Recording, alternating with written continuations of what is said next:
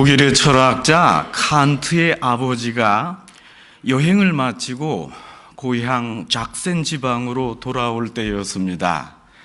말을 타고 깊은 숲속 길을 지나는데 해는 서산으로 지고 날이 어두워졌습니다.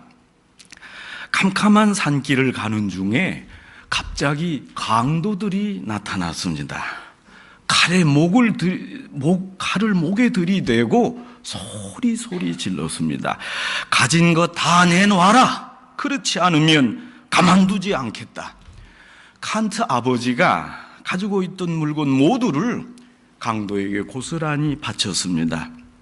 타고 있던 말까지 빼앗고는 강도들이 이 칸트 아버지를 멀리 쫓아 보냈습니다. 허겁지겁 그 자리를 피해서 숲속 다른 길로 한참을 뛰어가는데 이게 웬일입니까? 겉옷 위에 묵직하게 느껴지는 것이 있었습니다. 그것은 금덩어리였습니다. 사실 여행 중에 친구로부터 받은 귀한 선물이라 잘 간수한다고 안주머니에 넣었던 겁니다. 칸트 아버지는 즉시 금덩어리를 꺼내 들고 오던 길로 달려갔습니다. 강도들에게 가서 말했습니다. 이 금덩어리를 받으시오. 내가 그만 경황이 없어서 이 안주머니에 있던 이 금을 잊어버리고 뛰어갔소이다.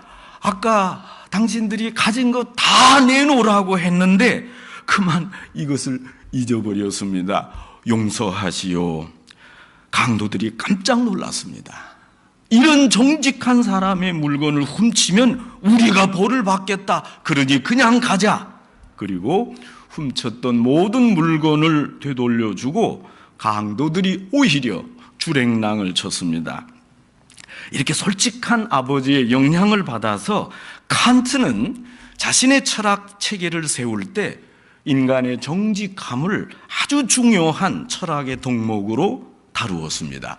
성도 여러분, 이런 칸트의 아버지 어떻게 생각하십니까? 요즘 같은 시대에 이런 사람 많이 모자란 사람 아닙니까? 이렇게 답답하게 행동한다면 약삭 빠른 사람이 활개를 치는 이 시대에 살아남을 수나 있겠습니까? 그러나 이분은 그까지 금덩어리에 자기의 양심을 팔지 않았습니다. 돈 몇 푼에 인격을 온전히 잃어버리고 싶지 않았습니다. 그래서 뛰어가서 그 금을 도둑에게 주었던 겁니다.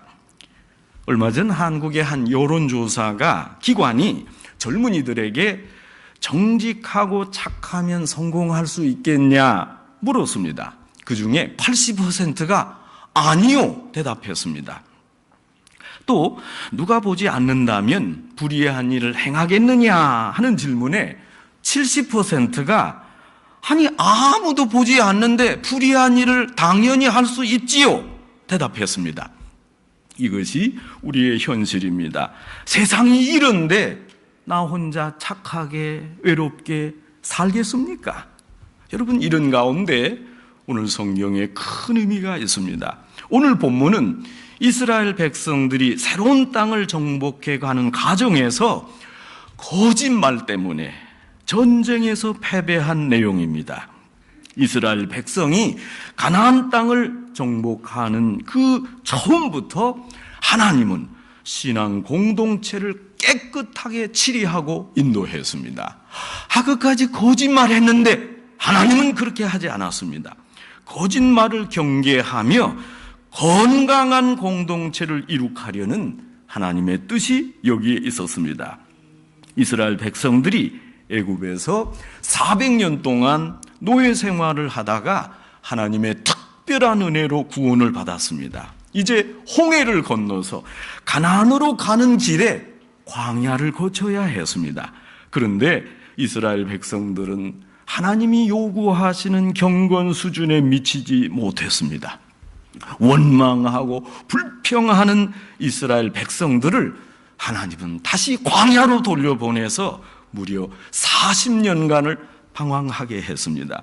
광야는 신앙 학교요 말씀을 배우는 학습장이었습니다. 40년간 긴 여정 속에 모세를 이어서 이제 여호수아가 이스라엘 백성을 인도하여 약속의 땅 가나안에 입성했습니다. 물론 출애굽 1세대는 광야에서 다 죽고 달랑 여호수아와 갈렙만 살아서 새로운 세대를 이끌었습니다. 이스라엘 백성들이 요단강을 건넌 후에 맨 처음 만났던 여리고성은 어려운 성이었지만 하나님의 도우심으로 점령했습니다. 이스라엘 백성이 감사했고 또 만족했습니다.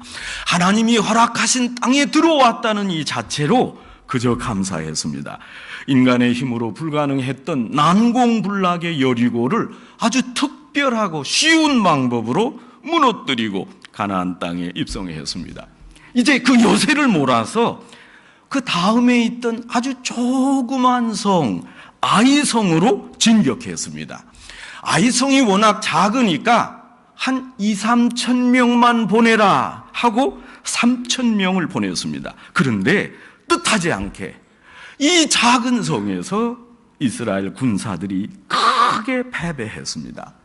아니 그 큰 여리고 성도 무너뜨렸는데 이 작은 성에서 졌습니다. 무려 이 작은 성에서 36명이 죽고 3천 명의 군대가 벌벌 떨면서 후퇴했습니다. 난감했습니다. 전쟁은 이길 때도 있고 질 때도 있는 거 아닙니까?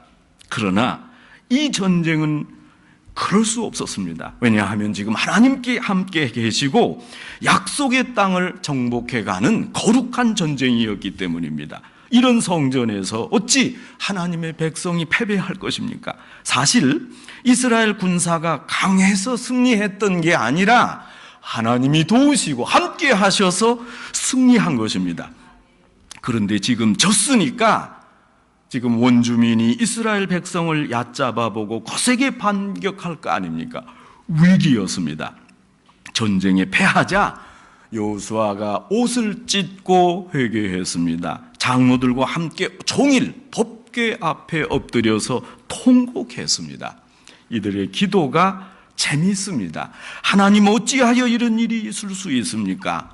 특별히 독실한 지도자 여호수아가 기도했습니다. 하나님, 이 전쟁에 져서 이방인들에게 하나님의 이름, 하나님의 권능이 무너지면 어찌합니까? 우리는 괜찮습니다. 지금 하나님이 함께 하시는 줄 아는데 하나님 위신에 먹칠해서 되겠습니까? 그런 기도입니다. 이 기도를 듣고 하나님이 되물으십니다. 너는 어찌하여 이렇게 엎드렸느냐? 하나님 말씀은 아니 왜 엎드렸느냐? 운다고 되느냐? 통곡한다고 될 일이 아니다. 그런 뜻입니다. 패전의 원인이 너희에게 있느니라. 내 이름이 아니니라. 그 이유가 내게 있는 것이 아니라 너희에게 있다. 그리고 패배 원인을 소상히 알려주었습니다. 지금 이스라엘이 패배한 원인은 적이 강해서도 아니고 정세가 잘못된 것도 아니었습니다. 전략이나 상황 분석이 미비한 것도 아니었습니다. 이때 하나님이 말씀합니다. 원인은 너희 안에 있느니라. 너희 잘못이니라. 내적인 문제라는 말씀입니다. 성결의 문제요, 도덕과 진실의 문제입니다. 이것은 신앙적인 문제였습니다. 여러분, 우리가 똑바로 합시다. 세상이 어떻고 경제와 정치가 어떻고 토론하지만 정말로 그런 것입니까? 문제의 근본은 도덕성에 있고 신앙에 있습니다. 그렇지 않습니까? 우리는 수도 없이 개혁이란 말을 들었습니다.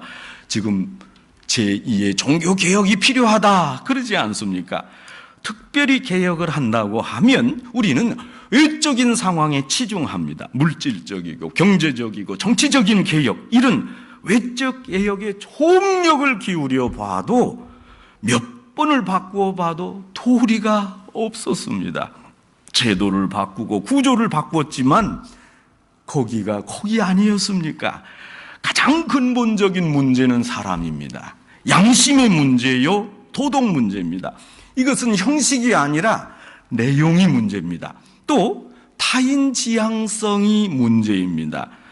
다른 사람이 변혁되기를 바라지 나는 변화되지 않습니다. 자신이 바뀔 생각은 안 합니다. 타인에 대한 개혁을 외쳐도 정작 자기 집안 단속을 못하는 거예요. 남을 향해서 개혁하라 개혁하라 캠페인하고 목이 터져라 외치지만 내 속에, 내 가정의 개혁을 이루지 못하고 있습니다. 문제는 그렇다면 나에게 있습니다. 너희 안에 문제가 있다 하신 하나님 말씀처럼 내 안에 문제가 있습니다. 내 안을 살필 것입니다. 이걸 깨닫지 못하면 실패 원인을 발견할 수 없습니다. 앞으로 전진할 수 없습니다. 여러분, 지금 이 전쟁은 하나님이 도우시고 하나님이 주도하는 거룩한 성전입니다. 하나님이 좀 잔인하셨습니다. 가나안 땅에서 전쟁할 때 만나는 남자와 여자, 노인과 어린아이 가릴 것 없이 모두 죽이라. 그리고 소나 양이나 나귀 같은 가축도 모조리 죽여라. 여러분, 여기에 중요한 의미가 담겨 있습니다. 이스라엘 백성들이 가나안 원주민과 친해져서 동화되고 하나님을 잊어버리고 우상에 빠질까 염려했기 때문입니다. 그 시대에 전쟁을 수행하는 가장 중요한 목적 중에 하나는 전리품을 얻는 겁니다. 전쟁에서 이기면 땅을 차지할 뿐 아니라 저기 가지고 있던 가축과 모든 재물을 얻었습니다. 또 많은 사람을 노예로 데려오니까 더 자산의 증가였습니다. 전쟁에서 승리하면 순식간에 많은 재산을 축적할 수 있었습니다. 그런데 이 전쟁은 그런 목적이 아니었습니다. 단순히 부를 축적하려는 전쟁이 아니었습니다. 그래서 하나님은 절대로 전리품을 취하지 말라고 명령하십니다. 그런데 이스라엘 백성 중에 아간이라는 한 사람이 하나님 명령을 지키지 않았습니다. 이 거룩한 전쟁이 강도질하는 전쟁이요, 탈취하고 도적질하고 거짓말하는 전쟁이 됐습니다. 이 전쟁의 주도권이 하나님께 있습니다. 하나님이 가나안 땅을 심판하시고 그 심판 기구로 이스라엘 백성을 사용하는 것뿐입니다. 이 땅을 정화한 후에 하나님은 이스라엘 백성에게 이 땅을 주실 겁니다. 그러면 그 약속의 땅을 차지하기만 하면 됩니다. 그런데 이 거룩한 역사에 거짓과 도적질이 웬 말입니까? 이 엄숙한 순간, 이런 불순한 일이 있을 수 없습니다. 아간이 과연 무슨 죄를 지었습니까? 전쟁을 하는 중에 아간이 그 들판에 버려진 좋은 외투를 보았습니다. 여러분, 이스라엘에서는 이 겉옷을 3대에 걸쳐 입었습니다. 옷이 귀한 때였습니다. 겉옷은 낮에는 외투요, 밤에는 이불이었습니다. 이렇게 귀하고 멀쩡한 옷을 불태워버리는 것이 아까웠습니다. 그리고 또 거기에 은 200세겔이 있었습니다. 금덩어리가 있었습니다. 이걸 왜 버리냐? 아깝게. 원주민이 문제지, 그 물품이야 가치 중립적인 거 아니겠습니까? 그래서 아간이 이 물건을 보는 순간 생각했습니다. 이 아까운 것을 땅에 감추었다가 전쟁이 끝난 후 내가 요긴하게 사용해야겠다. 이것은 순전한 경제 논리입니다.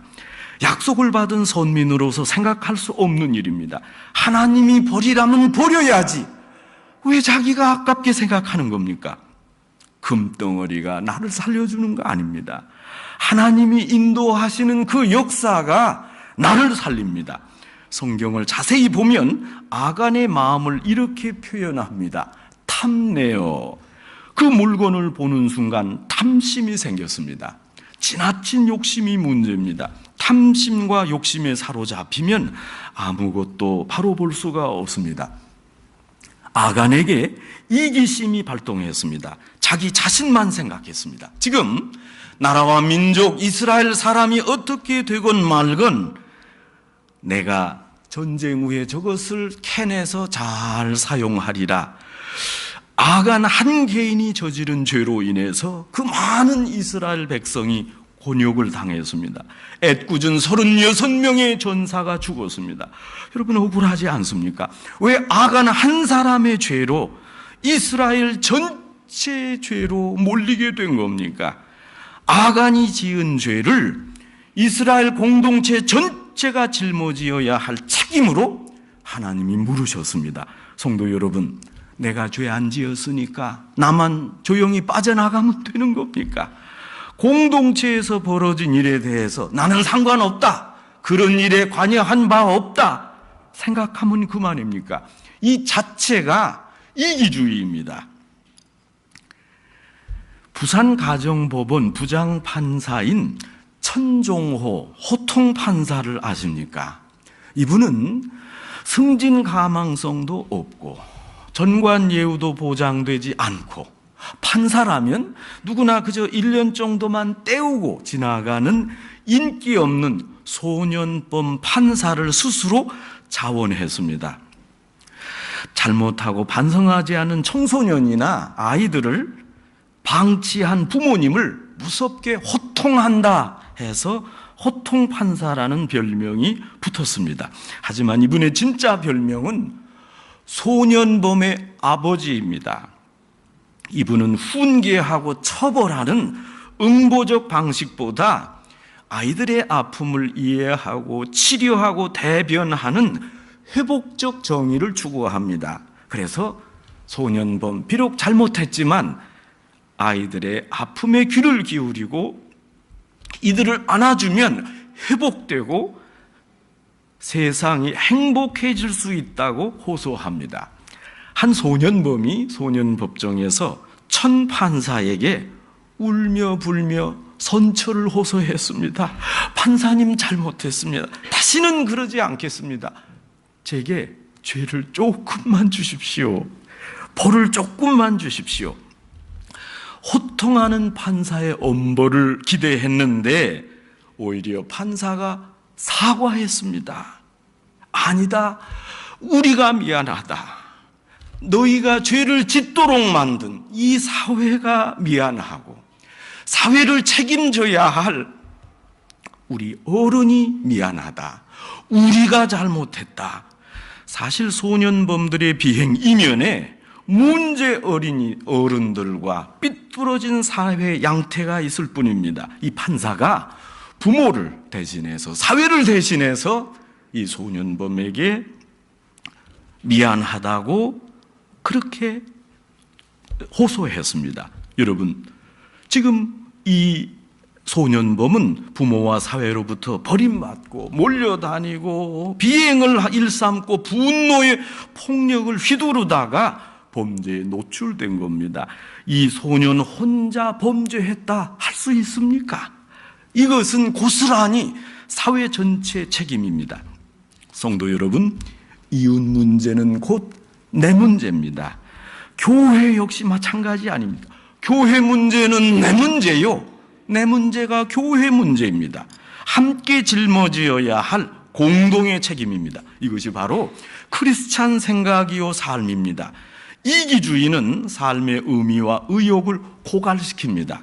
이기적인 생각에 사로잡히면 내 양심이 나를 정죄합니다. 너는 너밖에 모르냐? 그럴 수 있느냐?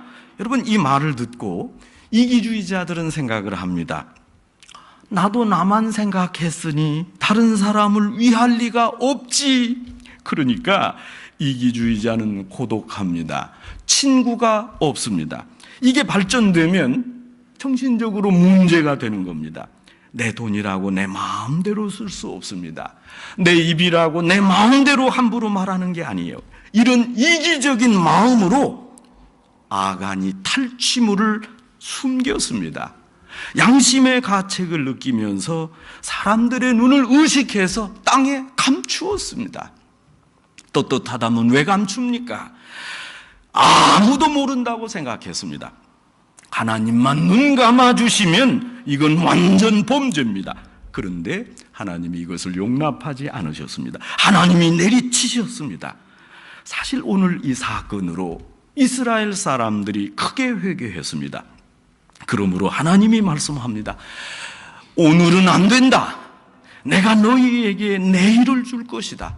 오늘은 성결하고 내일을 기다리라. 내일을 소망하라.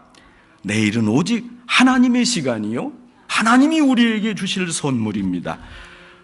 우리는 오늘 성결하면 됩니다. 지금 정직하면 됩니다. 과거에 지었던 수많은 죄들 이제 문제되지 않습니다. 바로 지금 성결해야 됩니다. 우리가 해야 할 일입니다. 그 후의 결과 하나님이 역사할 겁니다.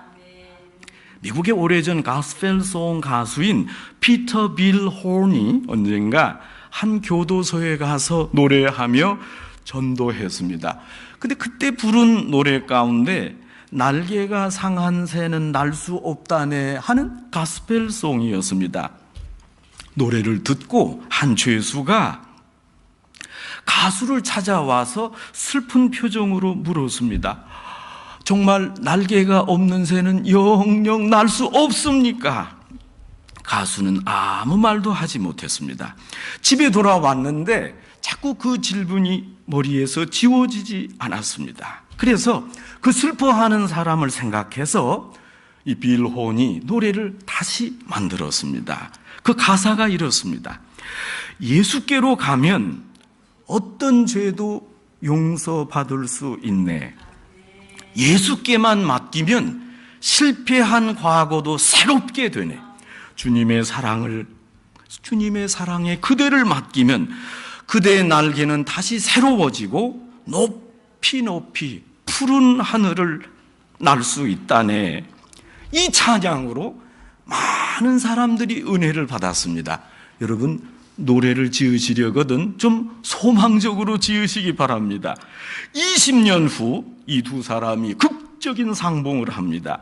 뉴욕 한 행사장에서 이 가수가 노래를 부르는데 연주가 끝난 후 한 대령이 나타났습니다. 제가 20년 전에 상한 날개를 치유하면 다시 날 수 있다는 그 노래를 듣고 교도소 죄수에서 새 사람이 되었고 지금 이렇게 튼튼한 날개로 푸른 하늘을 날고 있습니다. 성도 여러분, 여러분에게 상한 날개가 있습니까? 상한 날개로 오늘 날 수 없습니다. 이 날개는 오늘 치유되어야 하고 오늘 깨끗해져야 내일 날 수 있습니다. 조용히 오늘을 기다릴 것입니다. 아직 성결이 준비되지 않았기 때문입니다. 하나님은 말씀합니다. 스스로 성결케 하라. 그리고 내일을 기다리라. 오늘은 아직 아닙니다. 성결하고 거룩하게 된 후 내일의 일을 감당할 수 있습니다. 우선 오늘은 깨끗해야 됩니다. 그리고 내일 하나님의 뜻을 이행할 것입니다. 이사야 6장에서 이사야가 소명을 받습니다. 성전에서 하나님의 임재를 경험한 이사야가 자신과 자신의 입술이 부정하다는 바를 깨달았습니다. 자신의 부정함을 고백한 후에 환상 가운데 한 스랍 천사가 거기 제단에 핀 숯불을 가지고 이사야 입술에 대고 성결하게 했습니다. 그런 후에 이사야가 하나님 음성을 듣고 소명을 받습니다. 부정한 모든 것이 깨끗하게 정결하게 제거된 후에야 이사야는 하나님의 이 일을 감당했습니다. 하나님은 다시 말씀합니다. 스스로 성결케 하라. 그리고 내일을 기다리라. 생각해 보면 이 의미가 더 깊습니다. 사실은 우리가 기다리는 것이 아니라 하나님이 우리를 기다려 주십니다. 우리가 성결케 될 때까지 하나님의 사역을 정직하고 성실하게 감당할 만할 때까지 하나님께서 우리를 기다려 주십니다. 시간이 하나님 주인이십니다. 내일은 오직 하나님의 시간이요 우리를 향한 하나님의 계획이 있을 뿐입니다. 신년에는 스스로 성결케 하셔서 하나님이 주시는 내일을 소망하는 성도 여러분 되시기를 주님의 이름으로 축원합니다.